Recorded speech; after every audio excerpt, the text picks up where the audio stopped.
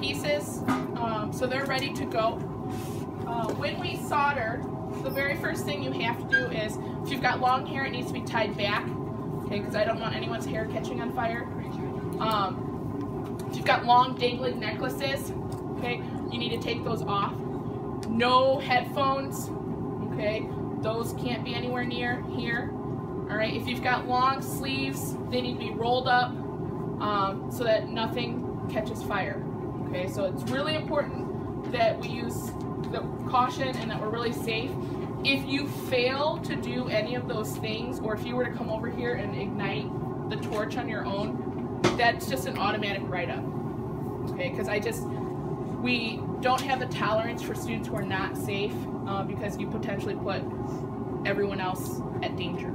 Okay, so after you've tied your hair back, you've rolled up your sleeve, you make sure you don't have anything dangling from your neck, no cords from your phone.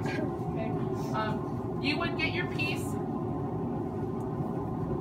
and decide where you want it placed. So Antonio, where are you at?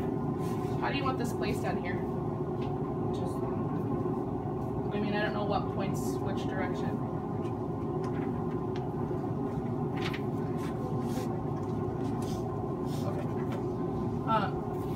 You're going to want to put something called flux on your piece. It's in this white bin with a blue cap. You'll need one of these paintbrushes. Okay, if the flux is kind of thick and goopy, just add a little bit of water to it and mix it up.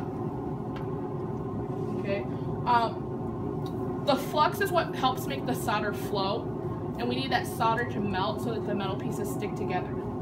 Okay, so what I would do is I would lightly coat the back side of your piece with flux. Okay, where you want it to get attached. So I coat the back side. There's this little Altoids tin that has pieces of solder. The pieces of solder are teeny tiny. Okay, so you might need tweezers to pick up a piece. Okay.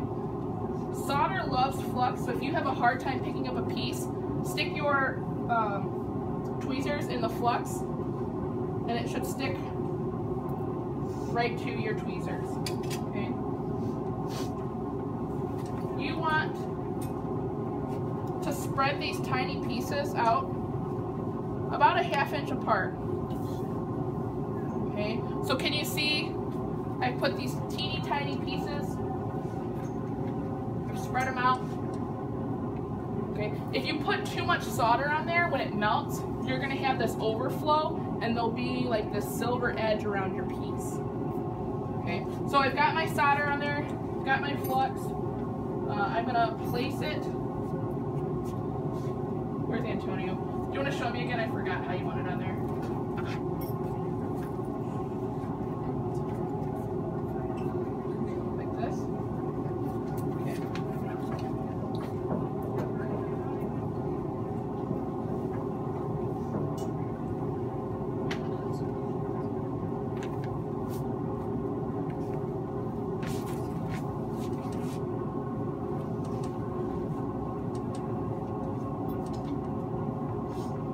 Now that he's ready to solder,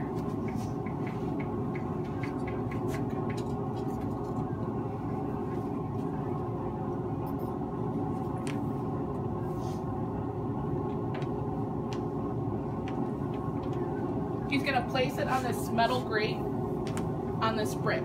Okay. We always want to make sure that the exhaust fan is on so it sucks away all that smell before we turn on the torch.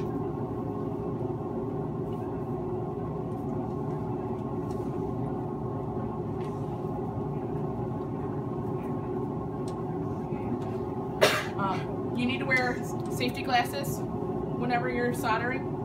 Okay, so I'm going to put on my glasses. These are tinted so that if there is a flare up on the flame, you don't really have to wear the tinted ones. You can wear the clear ones, that's fine. You just need to be wearing a pair, okay? This is the tank we're going to be using. You want to make sure it's turned on.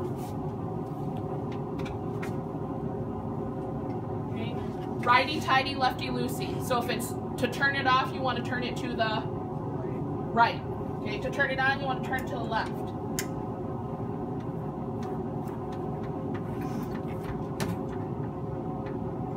When you turn it on, you should see this valve move to tell you how much is in the tank. So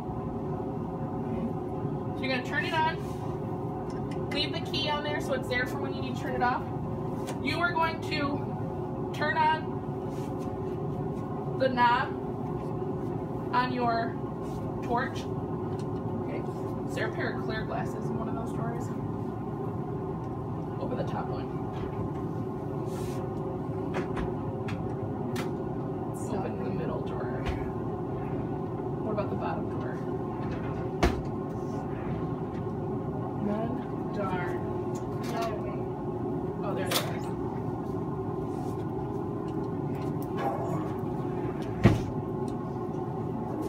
There's a little knob on our torch. Okay? You're going to turn it on and you're going to listen for a really soft hiss. If you turn it on full blast, it's loud. We want a soft hiss. Okay? So do you hear that difference? Listen for a soft hiss. Okay? This is a striker. Okay? This is what lights the torch. Okay? If this ever goes bad, let me know. You want to listen for a soft hiss. Turn it on. Okay? You want a soft flame, so you'll see that that flame kind of dances at the end. That's what a soft flame is. You're going to use a soft flame to heat up your piece.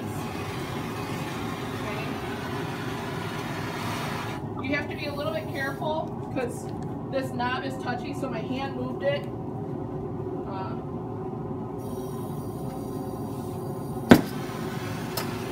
Okay.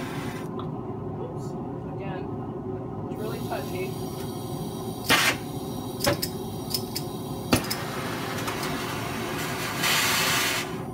There we go. Okay. Using that soft flame, you want to move in a circular motion. And you're going to go until you see that piece of metal turn red. Okay, you might want to get underneath and move in a circular motion. But you want to keep moving in a circular motion. Okay. When that metal piece gets red, that's how you know that the solder is about ready to flow.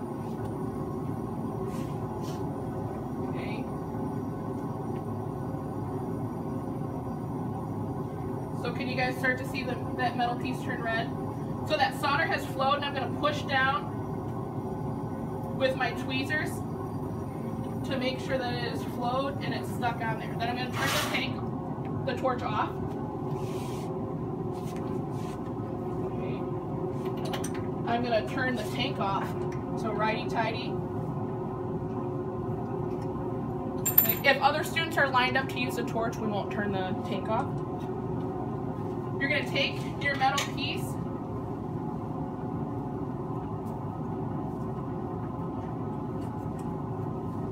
if it's stuck to the grate, just heat your piece up again and then peel it off while it's hot.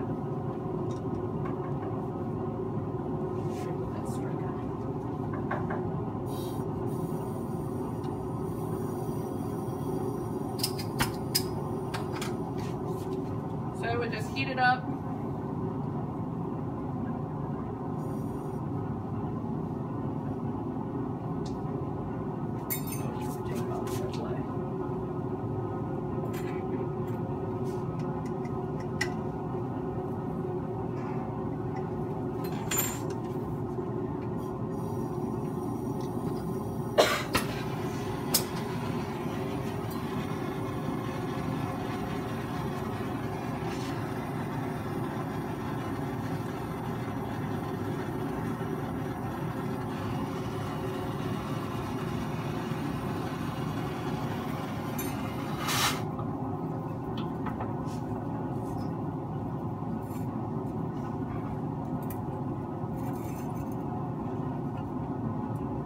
You're gonna stick this in the water so it cools. Once you drop it in the water, it should cool right away. You should be able to pick it up. It's cool to the touch, it's not hot, you won't burn yourself. Okay. And you'll see that it has what's called fire scale on it. And that's what happens when you heat up metal. It gets like a scale or a patina on it. We want to take that off. So the way to take that off is to put it in this jar called the pickle. Okay, the pickle has to stay warm. It's a chemical. It stinks.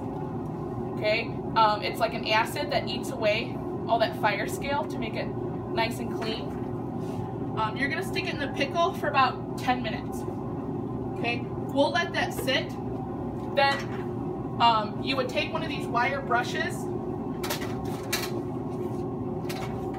Okay, pump a little hand soap on there, and then you would scrub the front and back side of your piece to get as much of the fire scale off of there as possible. If you notice there's still fire scale, put it back in the pickle for another 10 minutes. Do the same thing, scrub, and then tomorrow I'll show you guys how to finish and buff. Okay. One other important thing is when we turn the tank off, so righty-tighty.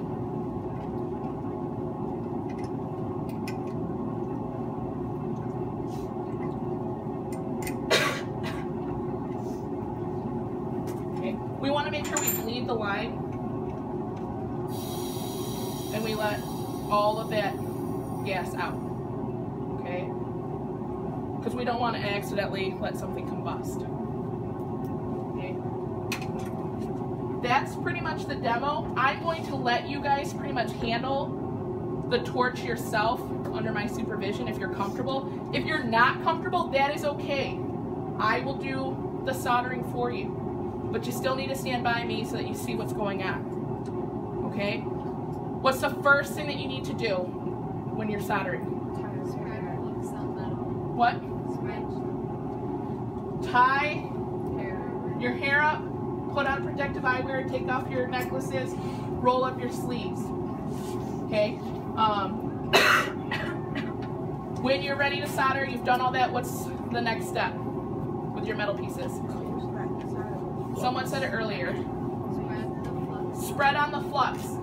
Okay? What do you do after that? Place solder pieces half-inch apart. Place your solder pieces a half-inch apart. Okay? Lay your metal pieces together. How do you turn on the acetylene tank?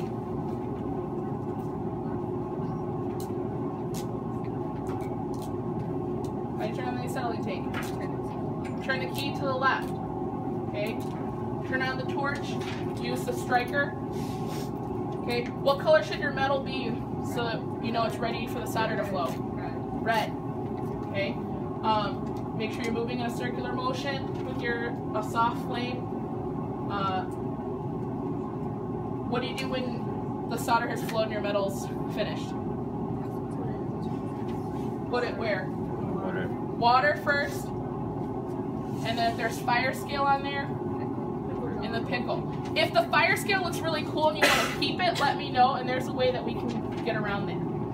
Okay, tomorrow I will show you all the different buffing, but the rest of this time is for you guys to finish cutting out and getting ready to solder. Questions? All right, get to work.